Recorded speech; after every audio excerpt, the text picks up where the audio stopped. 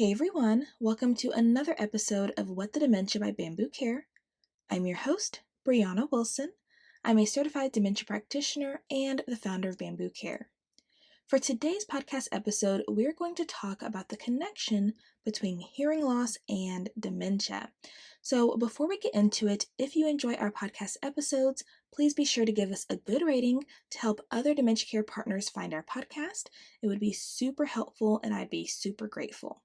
If you would like to keep up with us between episodes, consider following us on Instagram at Let's Bamboo or joining us in our free support community at letsbamboo.com/champions. Also, two quick things. One, I don't think our podcast family knows that we have a new freebie on our website, which is about 10 warning signs of dementia. So if you're interested in that, you can visit letsbamboo.com/resources, okay? Then two, it's important that you know that by the time you are listening to this, we should be about to run our first international giveaway, which will end on May 31st. So you have the opportunity to win a Dementia Champion definition tote. You'll be the first person to have one before it launches in our store. And the fun thing about this particular product is that it will be a part of a new product collection that we are starting, where all the profits will be going to our Bambu Care Fund that will pour back into dementia caregivers and the dementia community. But we can talk about that more in next month's housekeeping, okay? So let's get into the connection between hearing loss and dementia.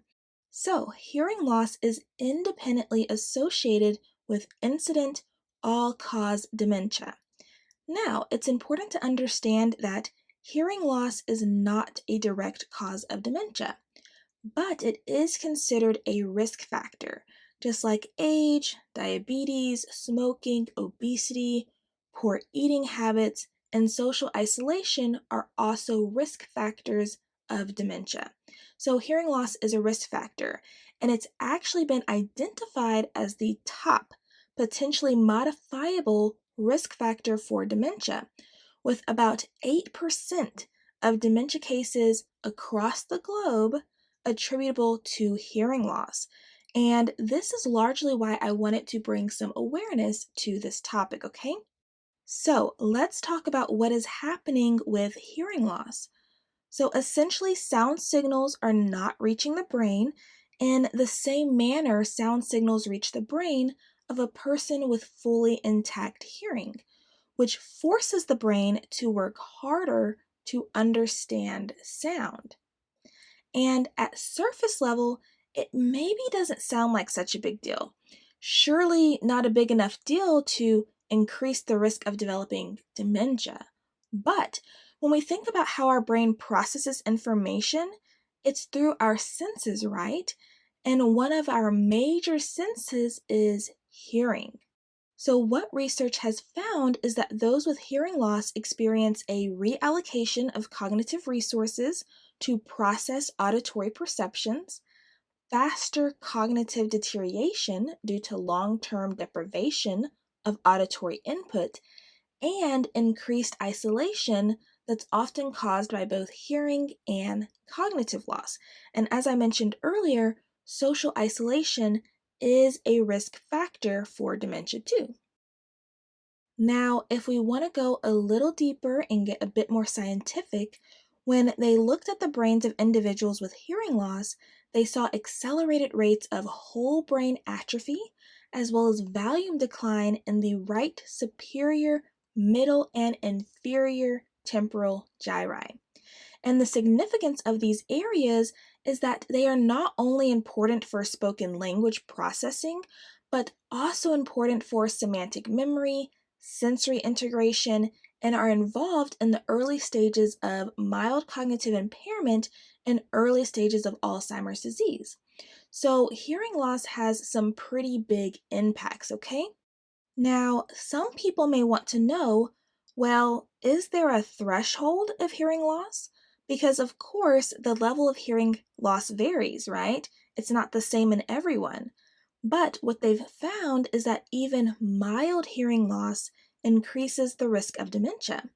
So, studies have found that people with a mild hearing loss had a 2 times greater risk, a 3 times greater risk with moderate hearing loss, and a 5 times greater risk with severe hearing loss when compared to people without any hearing loss.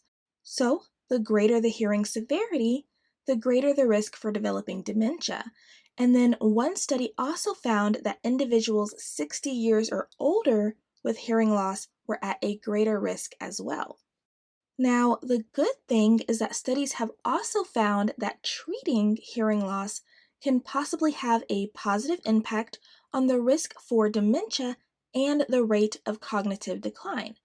Of course, one of the most talked about aids of hearing loss is hearing aids. And so, what they've found is that properly fitting hearing aids can reduce listening effort, which allows for more cognitive resources to be available for other brain tasks. And hearing aids can also re-stimulate areas of the brain that have been neglected due to hearing loss, as well as improve social communication, which can decrease social isolation. Now, this all sounds great, right? I think so. But what is the biggest thing we see with hearing aids? Well, a lot of people don't like wearing them, right? Some people feel like they still can't hear well with them because the sound quality is poor. Some don't like the feedback that they sometimes give. Some find them uncomfortable. Some people don't like the care and maintenance of them and having to keep up with them. Some don't want to be seen with hearing aids because there still is a lot of stigma surrounding hearing aids. And the list goes on, right? So, if hearing aids can help, but people don't like wearing them, what are we to do? Honestly, there's not much we can do because nagging our partner to death about wearing them will likely do more harm than good, right? We can try to address what they don't like about them because maybe there is a simple fix or adjustment that can be made. But unfortunately, although big picture wise, hearing aids are great, they aren't really of the best quality for the amount that has to be paid. And so, honestly, it's my hope that hearing aid companies will produce more affordable, better quality hearing aids sometime soon to make this a bit more realistic for people. However, until then, this is kind of where we're at, okay? And then, of course, ultimately, if hearing loss is an issue, you want to be sure that your partner has been seen or followed up with both an audiologist and ENT, because these are the two professionals who are experts when it comes to addressing hearing loss and trying to figure out the underlying cause and potential treatment options, because there could be an option outside of hearing aids, okay? But the point is, you want to make sure that they see both because their training is different, and so their findings may be different. They may have different recommendations, okay? So, with that being said, if you are listening to this and you and your partner don't currently have any hearing issues, I want to stress the importance of protecting your ears, okay?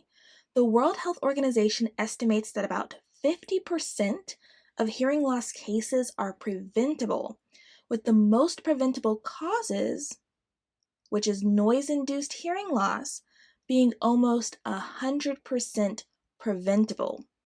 So, you'll want to avoid loud or noisy places and activities.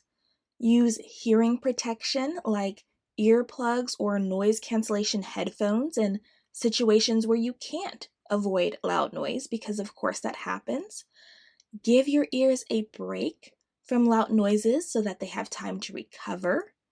Quit putting things in your ears like the infamous Q-tips, and then eat right and exercise, which oddly enough can help preserve the structures of your ear, okay?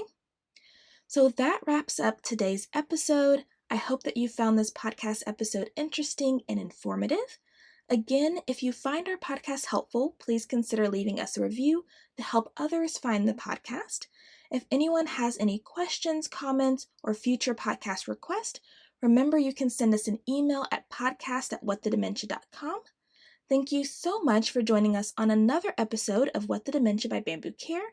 We look forward to catching you on the next episode. Take care, and until next time, stay strong, care on, and remember, you are not alone.